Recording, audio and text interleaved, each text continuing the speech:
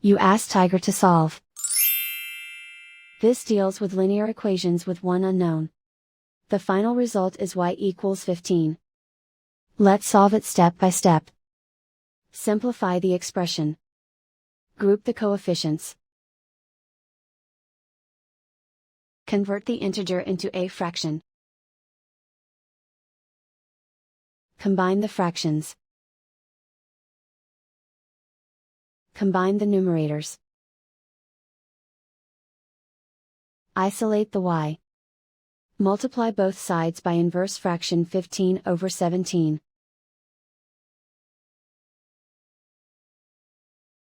Group like terms. Multiply the coefficients. Simplify the fraction. Multiply the fractions. Simplify the arithmetic. And so the final result is y equals 15.